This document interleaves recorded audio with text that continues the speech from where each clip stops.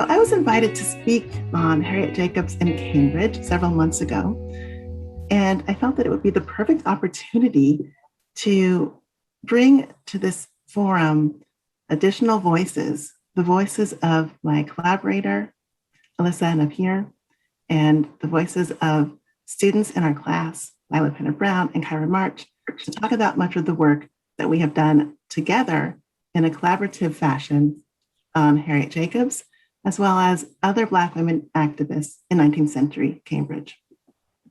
So what we'd like to do today is first just share a bit about Jacobs, offer a little bit of a thumbnail bio or refresher for those of you who know her work, and then talk about our class project, which we really dove into last semester. I think that it was a boon and a source of energy for all of the students in the class, and for me as well, and for Alyssa as well, especially when we were often confined to our home spaces during the height of the pandemic. We are very grateful to community partners who supported us in this work. And I will just mention the Cambridge Black History Project and Ms. Paula Harris and the Cambridge Historical Commission and Charles Sullivan, who were instrumental in helping us to not just compile information, but also to conceive and shape this project.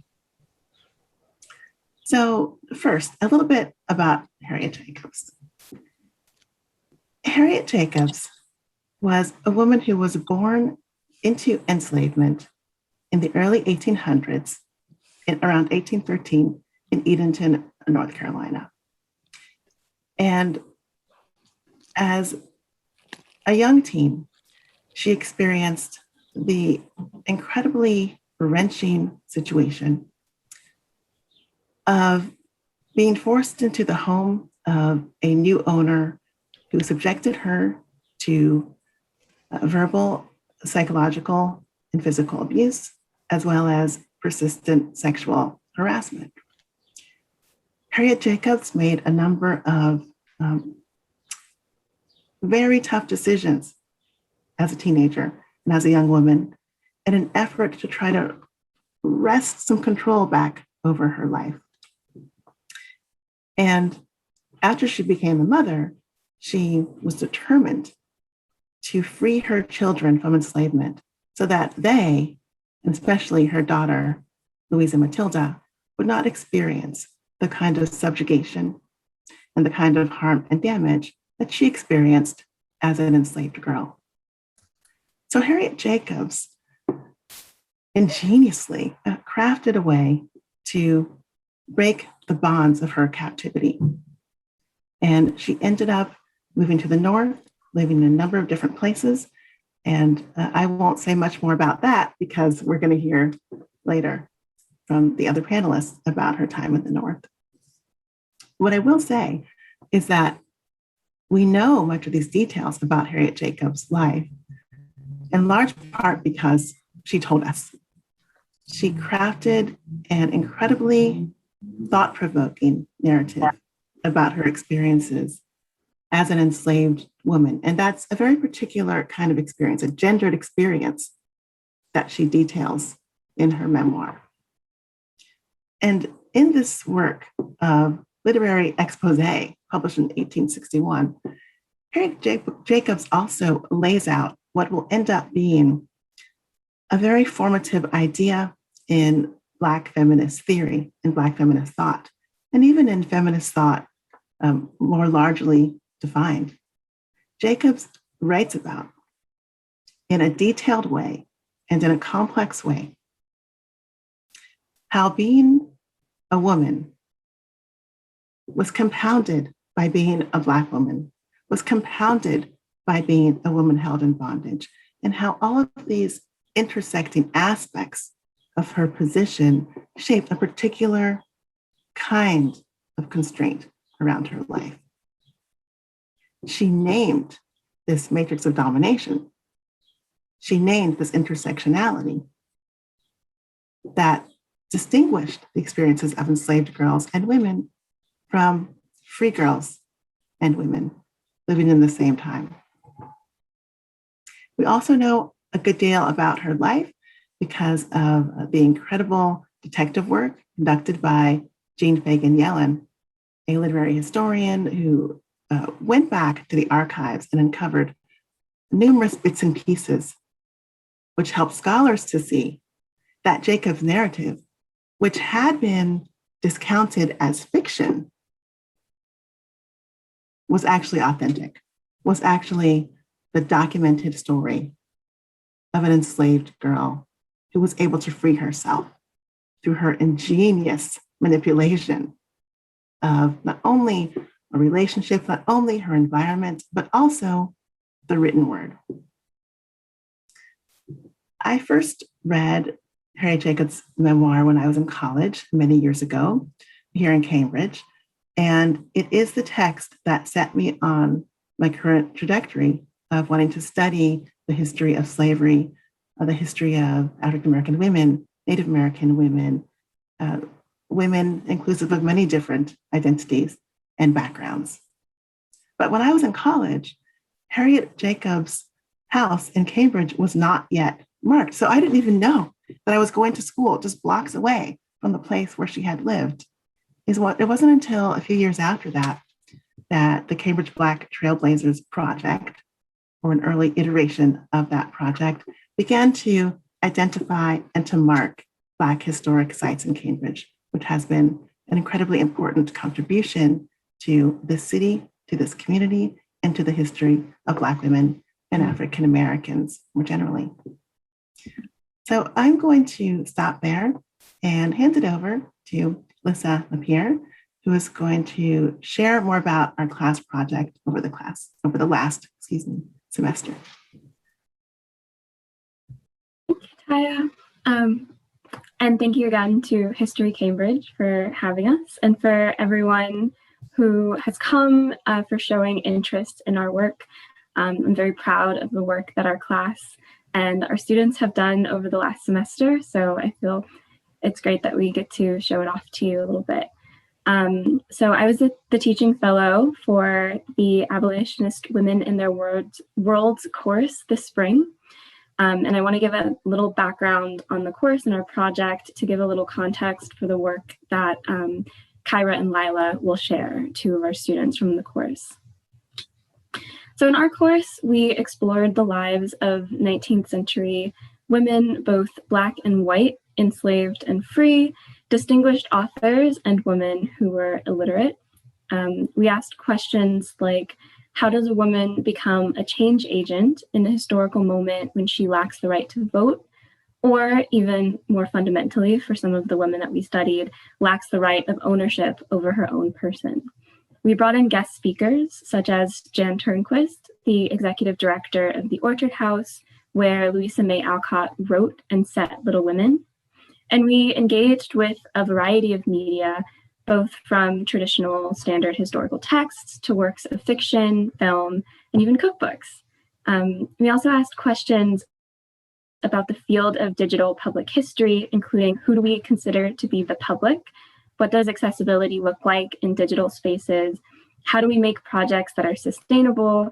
And how do we, as people affiliated with Harvard, relate to the history of Cambridge?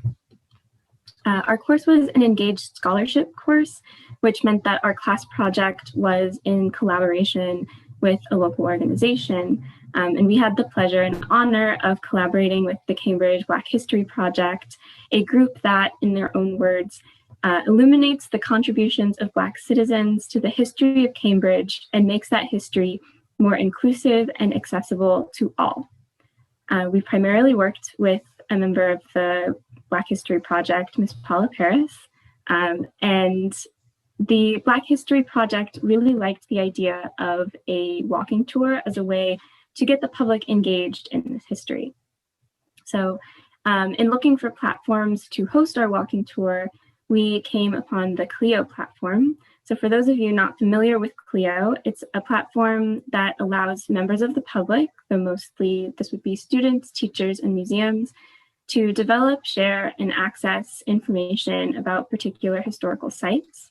Our walking tour is grounded in Cambridge, even though our course was not. We wanted to, for the Cambridge Black History Project, set it in Cambridge, and it featured women like Pauline Hopkins, who was a distinguished author and musician, Alberta V. Scott, the first Black woman to graduate from Radcliffe College, Mariah Baldwin, the first woman to hold the title of schoolmaster and principal in the Northeast, the first Black woman, and of course, Harriet Jacobs, who you'll hear more about later from Kyra and Lilah. So to create each entry of the walking tour, students did their own original research and also consulted secondary sources to tell a nuanced story of each of these women's lives. We weren't just trying to tell the facts, so to speak, but to think about themes or how themes of environment, indigeneity, family, gender, property affect the way that we interpret these women's histories.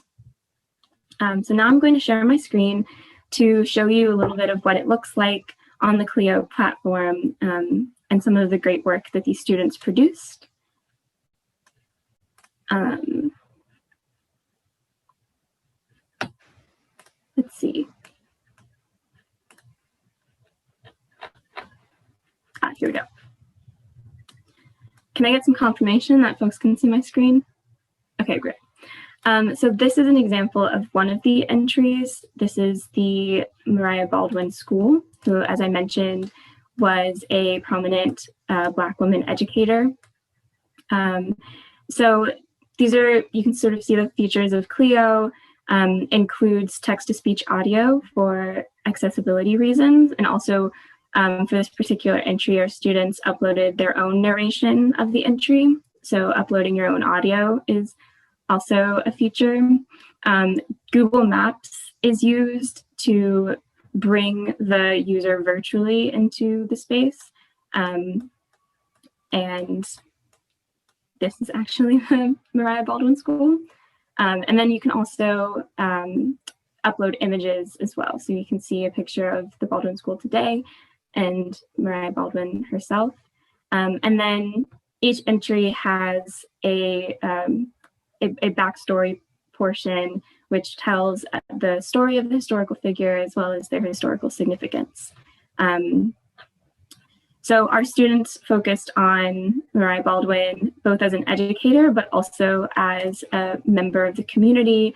And so they had an entry for both her school and also her house, where she hosted gatherings for Black students at local colleges, and showcased not just her contribution to education, which is, typically the story that gets talked about with Mariah Baldwin, but also her contributions to Cambridge's intellectual community.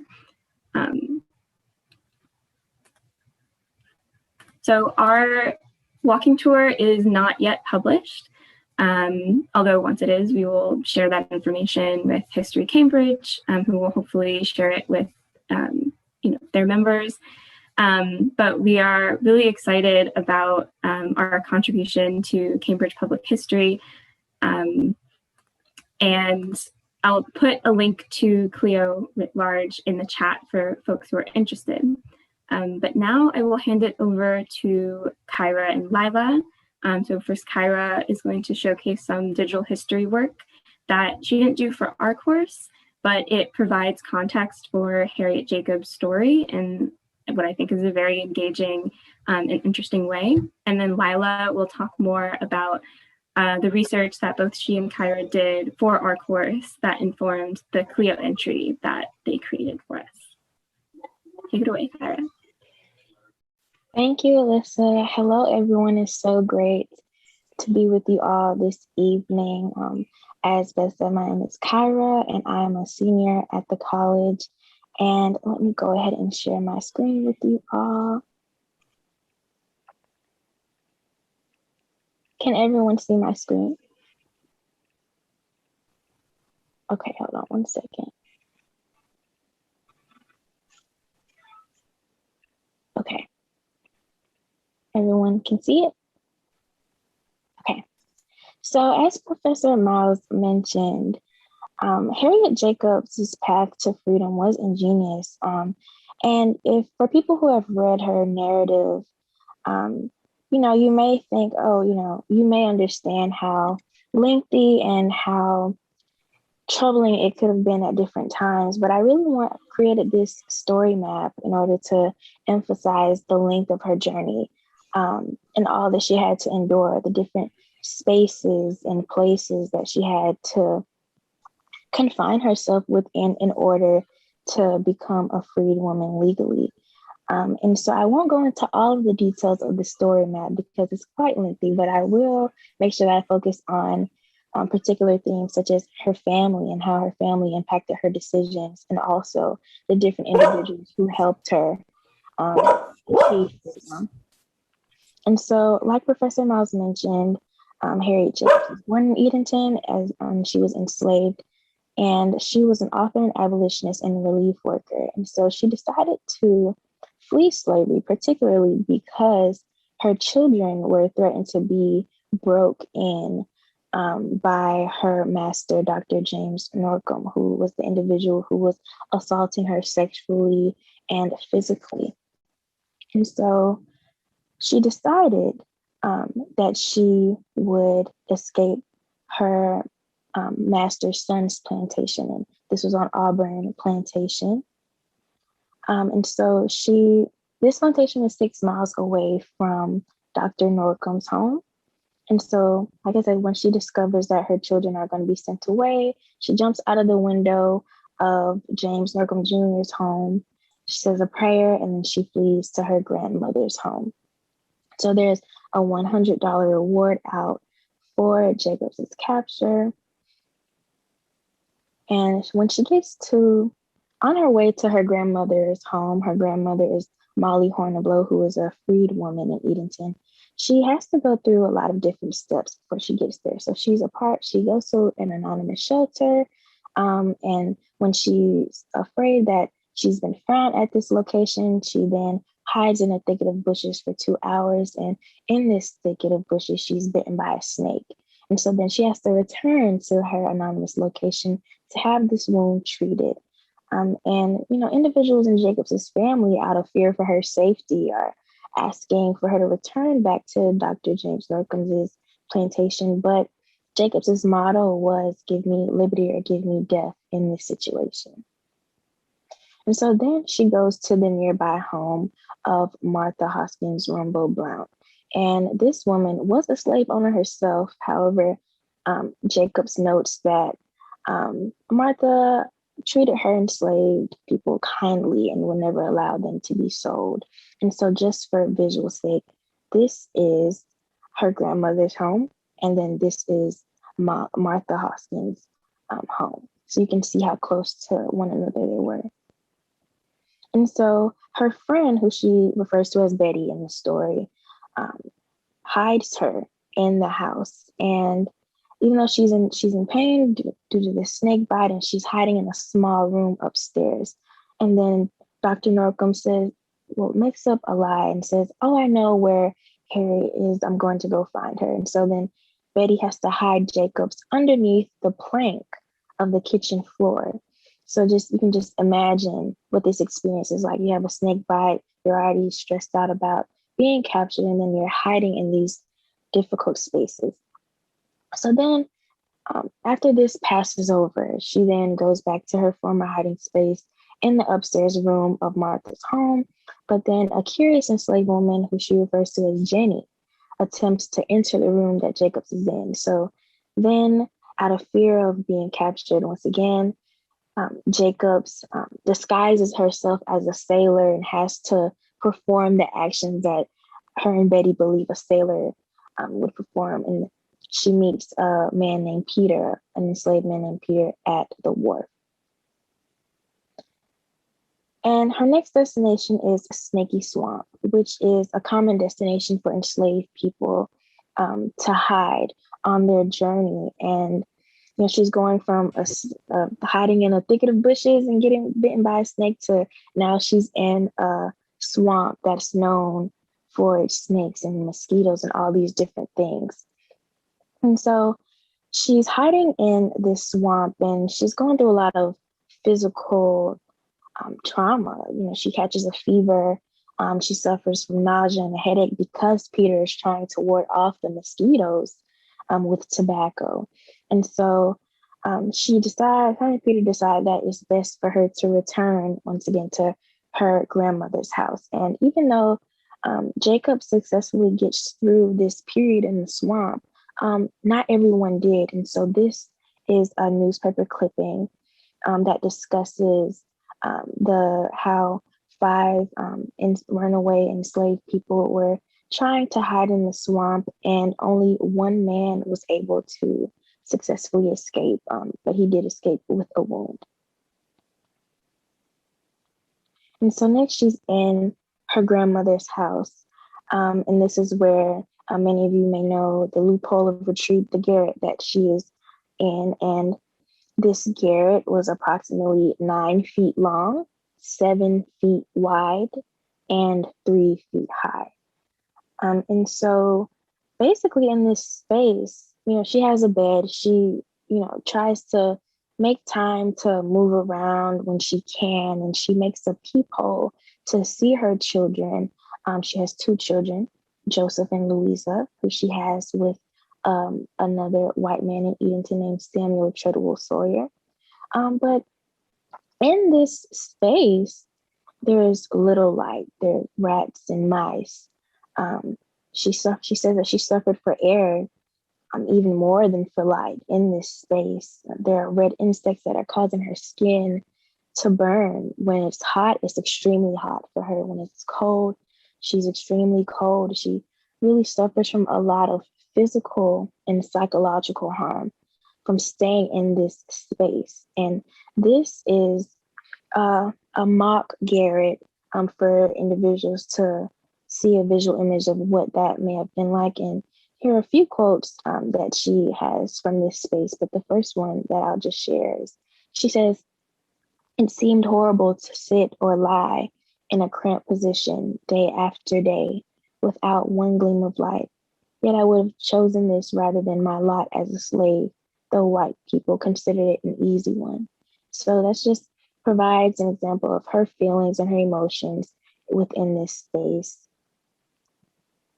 And so in order to convince Dr. Malcolm that she isn't in Edenton, that she's in the North, she sends letters addressed from New York and Canada. But during this time, many things happen. Her children's father remarries another woman, and she wants to raise Joseph as her own. And they want to send Louisa to Brooklyn to be a waiting maid for their relatives. And then her aunt passes away, her brother runs away. So there are a lot of different things occurring during this time that would really troubled her. And she was in this space for 6 years and 11 months. And before everyone joined, Beth was talking about how this novel, how this text kind of got her through the pandemic. And she mentioned how, if Jacobs can spend 6 years and 11 months in this space, who are we to complain about having to be in our homes free for a year and a half? So just to put certain things into perspective. And so another opportunity arises for Jacobs to go to the North, to go to Philadelphia. But her grandmother is afraid for her safety, and she doesn't want her to leave. She says, "Don't think of it, child, you break my heart." And so her family is a big factor for why she chooses to run away, why she chooses to stay in some cases. But this decision is quickly changed when the same enslaved woman, Jenny, comes into the home, and they feel that she sees Jacobs. And so Jacobs then has to go to Philadelphia with another enslaved woman, Fanny. And so she says, "The beautiful sunshine, the exhilarating breeze, and I could enjoy them without fear of restraint. I had never realized what grand things air and sunlight are until I'd been deprived of them."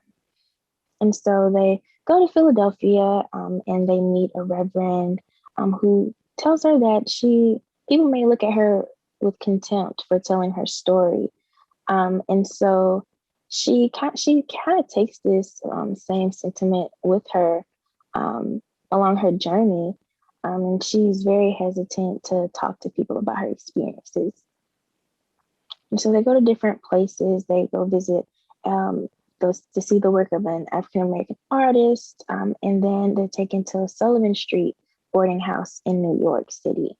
And so Jacobs describes the travel and the train as a large rough car with windows on each side. That's too tall for them. And then she states that when she discovers that Black people could not sit in these first class cars, she states that her enthusiasm about being in this free soil is chilled. So once they're traveling to the boarding house on Sullivan Street, she then tries to see her daughter, Louisa, who's in New York as well. And so she ends up seeing Louisa on Myrtle Avenue. And Louisa was about 9 years old at the time. So then she briefly travels from Brooklyn, New York to Boston, Massachusetts to see her brother briefly. However, he had gone to New Bedford. So then she has to travel back to New York, where she works in New York City with Mary Stace Willis and Nathaniel Parker Willis, who was an author and an editor. And she refers to them as Mr. and Mrs. Bruce in the text. And she serves as the caretaker for their children during this time. And so this is just a photograph of the Astor House. I just want to emphasize, she's going from New York to Boston very frequently, crossing state lines to engage with her brother and engage with her family in different ways. So then she's in Brooklyn, New York, and her brother comes to find her, and soon she receives a letter from her former master saying that he tries to make it seem as if it's from his son, but Jacob states that she knows it's from him. And she says that the note says, "We would receive you with open arms and tears of joy if she returns to Edenton back into slavery." And so her employers, the Willises, don't know that she is a fugitive slave. So she tells them that she's traveling to Boston on business. And so she goes to 87 Charter Street with her brother. And so she went to stay with him, and she asked her grandmother to send her son Joseph to Boston as well. And so then she leaves Joseph once again to stay with the Willises. And during the summer of 1843, they leave to go on the Knickerbocker steamboat, and they make their way to Saratoga Springs, New York. And so throughout the trip, Jacobs is extremely disrespected. She's made to sit behind the child that she's taking care of. She's denied service. She has to eat breakfast separated from the Willises. And she says that there are a swarm of Southerners that are around her. So you can only imagine how she'll be feeling, that constant feeling of that someone may capture her, might identify her. And so then they return to Brooklyn, New York. And Louisa, who is staying with her father's family, discovers that one of her father's family members informs Dr. Norcom about her whereabouts. And so then that causes Jacobs to have to leave once again, and she goes to the Marine Pavilion Hotel with her employers, and she's disrespected once again in her service. She has to eat at the lower end of the table, but she does stand her ground, and she forces the employers to treat her well, which is a testament to the type of courage that Jacobs had, and also the determination to be treated with respect, even though she's still on her way on this journey to freedom during the time. So she returns to Brooklyn, New York, and she goes to visit Louisa in Brooklyn, her daughter. And so then the relative of Samuel Turtle Sawyer, this is where he starts to inform her former masters of her whereabouts. And then when they ask him about, did you do this? Are you informing Dr. Norcom where she is? He doesn't deny it, and then he leaves the next day. So then Jacobs returns back to the Willises and informs Mrs. Willis that she is a fugitive slave. And and Mrs. Willis speaks with Judge Vanderpool and lawyer Harper, who advise Jacobs to leave the city. And so she goes to another anonymous shelter, and Mrs. Willis allows Jacobs to take her daughter with her. And Mrs. Sawyer allowed Louisa to go with Jacobs, but she stated that Louisa had to come back in 10 days. So her daughter had to go back to her father's family. But Jacobs made sure not to promise Mrs. Sawyer anything. And so then she goes to 87 Charter Street in Boston. And here, she then goes to Adelaide Hotel in London, England, where she's working with the Willises. And Mr. Willis finds a new wife who is staunchly against slavery. And then they go back to Boston, Massachusetts once again. And around this time, the Fugitive Slave Act is causing a lot of tension within enslaved people who are in the North. So when she returned to New York, she went to Boston to see her son and daughter. Joseph, her son, had run away from his apprenticeship that he had and gone on a whaling voyage. And Dr. Norcom's daughter, Mary Matilda Norcom Messmore, had sent Jacobs a letter saying that she would like for Jacobs to stay with her or purchase herself. And so Louisa began to school in Clinton, New York. And then her brother, Jacobs's brother, John, is doing work in New York with the North Star, doing a lot of different things, abolitionist work. So now, again, she's in the New York home of the Willises, and she began working for Mr. Willis and his new wife, Cornelia Grinnell Willis, as a nurse. And she refers to Willis as someone with a most hearty dislike of slavery, and someone who's a true friend to her.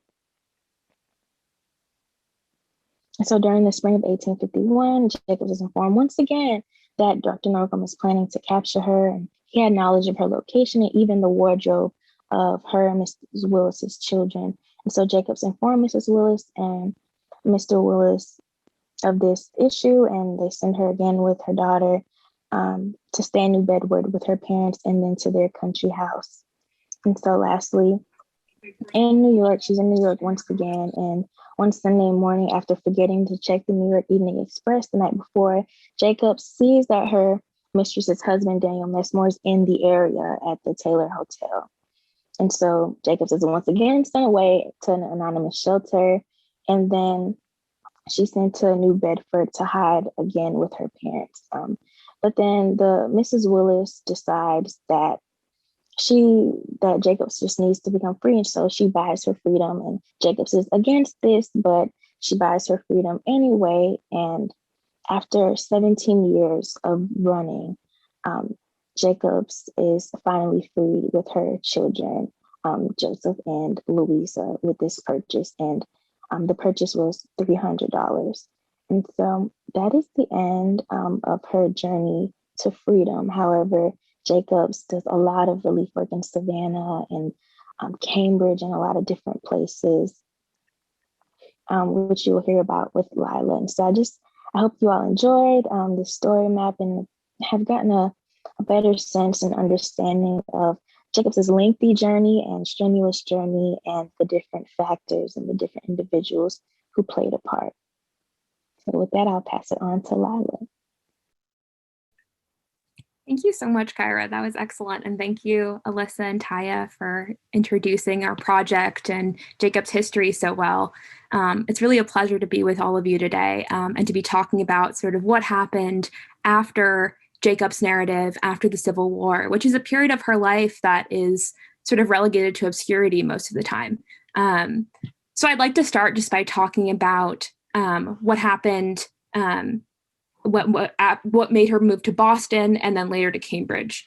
So Jacobs found herself back in the South during the Civil War, helping relief efforts, helping to teach African Americans who had recently been freed. And she lived there for a while afterwards, moved to England to help her efforts to build a house for the elderly in Savannah, Georgia, moved to England to try to get funds for that. And this really shows her commitment to serving and advocating for others, which is a theme throughout her life, as I'm sure you can tell from Kyra's presentation.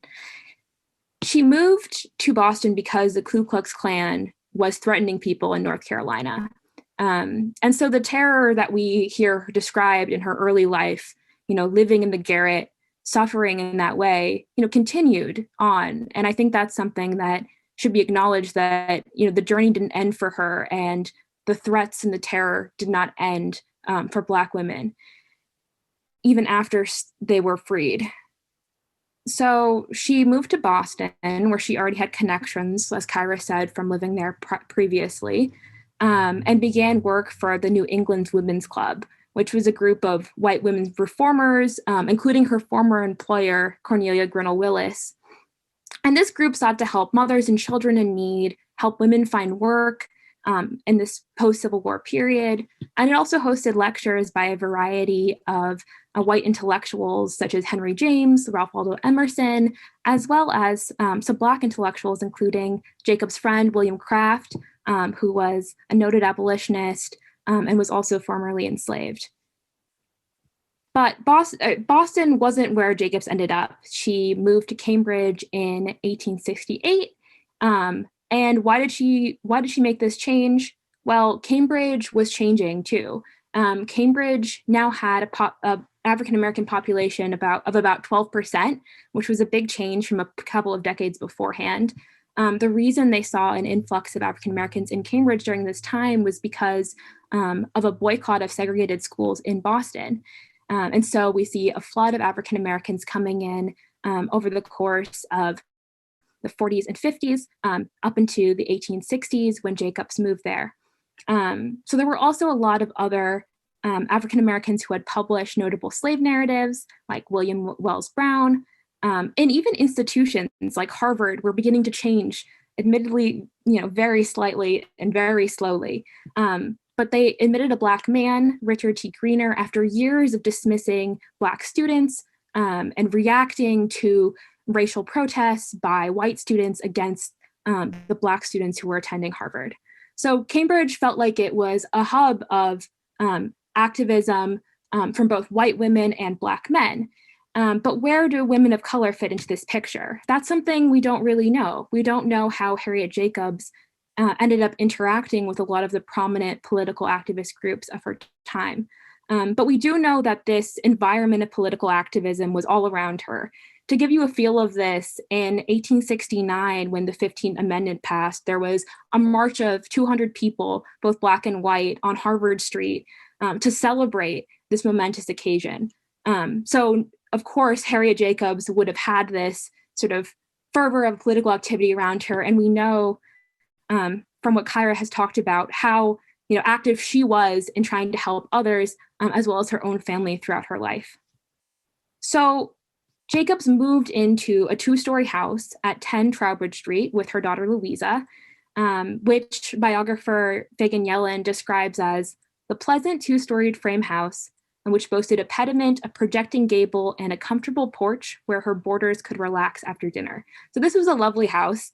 It was a really momentous occasion for Jacobs to own her own house, to have a house in which she could host other people, and which her child would be safe.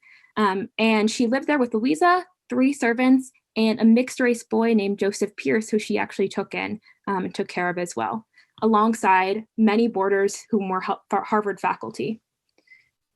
In 1873, Jacobs and Louisa moved into an even bigger house in 17th Story Street, which Kyra and I decided, I'm seeing a question in the chat about what street in Cambridge. So the first house was on 10 Trowbridge Street, and the second house that she moved into a few years later was on 17th Story Street, although it gets a little confusing because sometimes this is also referred to as 127 Mount Auburn Street. So you have to be a little careful when you see the addresses thrown around there.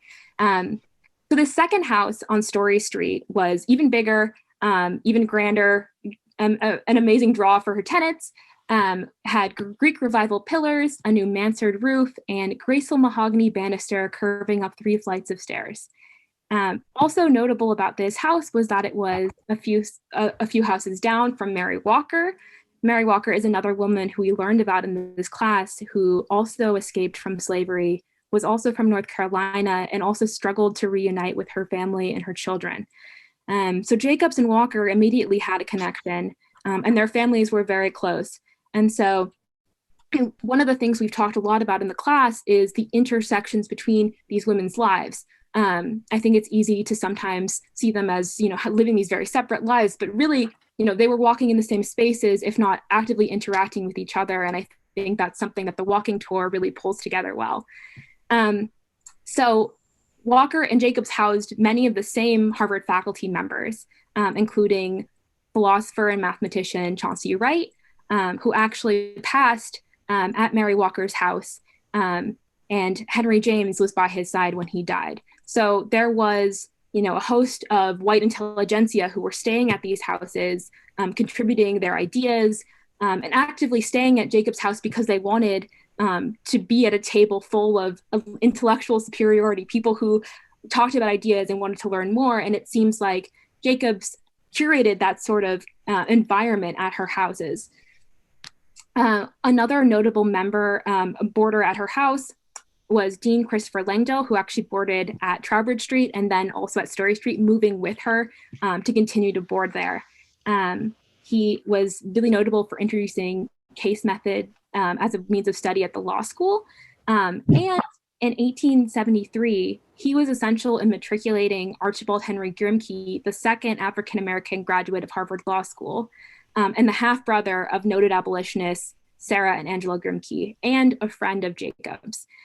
So we don't know a lot about how this interaction played out, but we do know that Langdale boarded with Jacobs for years, interacted with her a great deal, and it's probable that Jacobs was instrumental in, matriculating this Black student. So we can see the impact that Jacobs had on institutions in Cambridge while she lived there. So it's unclear exactly why Jacobs left Cambridge.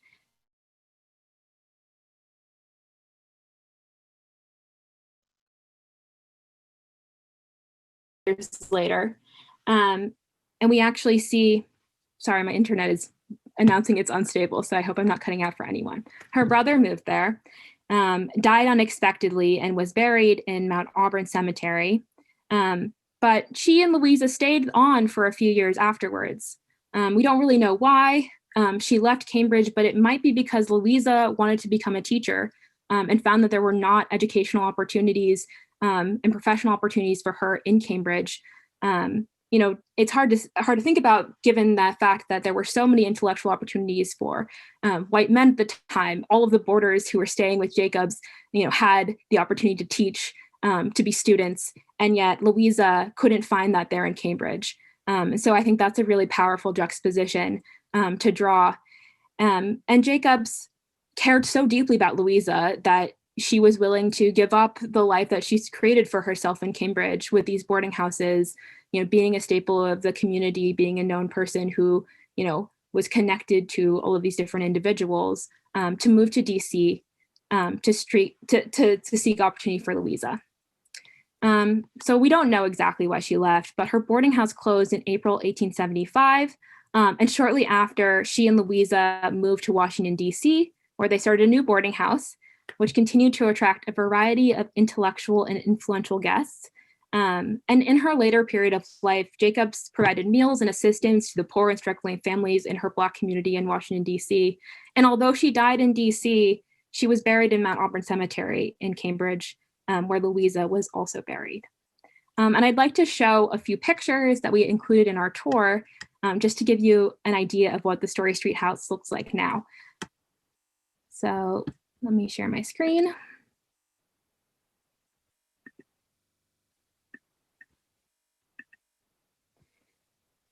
So here's a portrait of Harriet Jacobs. This loads quickly. You can get a sense of what she looked like. And here is an image.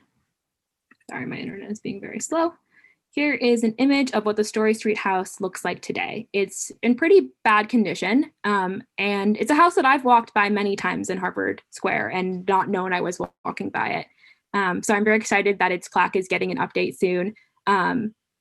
But yeah, it's interesting how much her history is all around us in Cambridge and yet so hidden from us at the same time. I'd also like to show a couple of other sources that we used in our project. So here's a listing from the Harvard University catalog. And we can see right here that there's Adam Sherman Hill was assistant professor of rhetoric at Harvard, and he stayed at Jacobs boarding house. And we also have a census record included, which would be really hard to read here, but it lists all the boarders who stayed at her Trowbridge house, including Langdell. Oops, sorry. Let's see. Thank you so much, everyone, for listening. I'm not sure who owns 17 Story Street right now. I'm just seeing another question in the chat. Yeah, we're not exactly sure, but it seems like it's a private, it's privately owned. So thank you so much, everybody. Thank you so much. This was wonderful. Oh, I'm sorry, Tiya, please go ahead. Thanks, Beth. I wanted to thank Lilah and Kyra and Alyssa for all of their research for the presentations, and thank everyone who's gathered here for your attentiveness as they presented what it is that they have spent so much time working on. We are nearly out of time. I know, maybe there'll be a part two to a discussion about Jacobs at some point in one of these cafe conversations, but I just wanted to try to round things out a bit by emphasizing three themes. There are so many more things that we could think about with regard to Harriet Jacobs' life and to her time in Cambridge, but I'll limit my few seconds here to three. One has to do with the way in which Harriet Jacobs had to define freedom for herself and to continually remake what freedom would mean, because it was never a given. It could never be assumed. Another is she depended greatly on community in North Carolina, on her family. She would have never been able to manage her escape without many people who cared about her. And some of those people were unexpected folks, like the white woman who actually owned enslaved people herself. And finally, I want to emphasize where Lilah brought us at the end of this presentation, and that is home. Harriet Jacobs longed for a home of her own for her entire life. She had a dream when she was quite young of just being able to be in a safe, secure home with her children. And she concludes her narrative by saying that she had her freedom, but she still didn't have a home of her own where her children could be with her.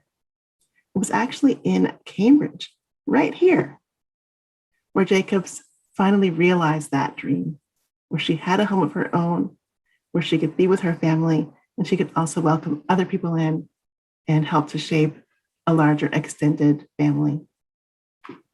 So that's all I wanted to conclude with, Beth, and now I'll hand it to you for, I guess we've got 5 minutes left. Thank you. Thank you so much.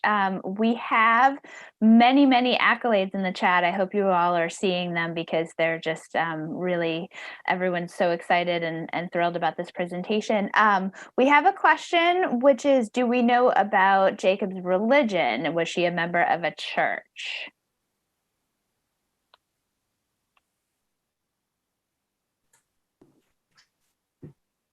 Jacobs' religion is a really complex question because religious ideals, as they connected with gender ideals, were a big part of the reason why she felt such shame as a young woman. Jacobs' grandmother was very religious, a very strong Christian, had raised Jacobs to be a Christian, had raised Jacobs to feel that a girl should only engage in certain kinds of behaviors. And those behaviors did not include becoming sexually active before marriage. But Jacobs felt that she had to choose a partner who was not her enslaver to protect herself from the person who owned her and who was sexually harassing her. And so she violated these very deeply held Christian mores in her family and that caused a rift with her grandmother. So Jacobs writes about her own faith. She writes about God. As Kyra said, she prayed before her escape. It was a very dramatic moment. It was raining when she escaped. And yet, Christian expectations as connected to cultural dictates caused her to feel shame in her life and caused other people, even in the Black community, to lead her to feel ashamed. So those emotions were on the interior, and also they were exterior to her. Thank you. Really difficult and integrated and conflagrated issues of religion and gender and all of those things. I have a very quick last minute question. It's actually a big question, but I'm hoping you can kind of distill it first. I'm just interested in the role of Jacobs as somebody who is providing this mothering figure and this mothering influence for her whole life. I mean, I think that's how we know her, right? That's for so many people, that image of her in that garret, peeking down through the tiny holes and seeing her children and sacrificing everything for her children. And then she comes to Cambridge and she runs a boarding house that is really fulfilling a lot of those same kind of mothering roles, that she's got all of these amazing intellectuals and she's participating in this discussion. But how is that really a reflection of her gender identity and what was expected of her as a woman, even in that time period among such esteemed intellectuals? Well, that's such an important question. That's also a question at the heart of Jacobs' narrative, as was the question about religion and faith. And before I share some thoughts on that, I want to ask you a favor, Beth. There is all kinds of rich knowledge, information, links going on in the chat. Can you please save that chat for us? Absolutely. We always save the chat. We would love to dig in to all of these comments and all of these links. Thanks, everybody, for what you're sharing. Yes. So, yes, I mean, Harriet Jacobs really was a community mother, right? I mean, she was a devoted mother of her biological children, but her definition of motherhood seemed to extend way beyond the notion that the people who you birth are the only ones who are your children, the only ones who you have a responsibility for. She cared for children writ large. She cared for Black children and white children. The children under her charge when she was working for white employers in New York, for example, were also children that she was affectionate toward and whose well-being she took to heart. She also was very interested in trying to find homes, to find safe and loving homes for Black children who had been orphaned. This was one of her missions when she was working at a Freedmen, Women, and Children's refugee camp in DC. One of her missions was to identify Black children who had been orphaned and try to find them homes. And she actually did that in Boston. She came to Boston, she gave a speech trying to identify families who would take in the children who didn't have families. She and her daughter founded a school as well. And schooling, I would suggest, is another way of mothering, another way of parenting, or it can be. I think that it was in Jacobs' understanding of it. And so the boundaries of her mothering, I don't think really have any ends. But at the same time, let me just slip in here that I think you're absolutely right, Beth. Mothering was a double-edged kind of situation for Jacobs, as was faith, as was Christianity, because to be an idealized kind of mother, a person who gives up your own life, gives up your own choices for the sake of the child, was something that women were actually kind of pushed to do, compelled to do in American society during Jacobs' lifetime. And so even though she was someone who seemed to really believe in mothering as kind of a radical activist stance, she's also somebody who was in a class of people, a group of people, and overlapping groups of people who were expected to mother and who were in some ways defined or confined by that expectation. This is partly why she writes so much about her role as a slave mother in her narrative, because she knows that that language will actually be persuasive for Northern women, for her audience.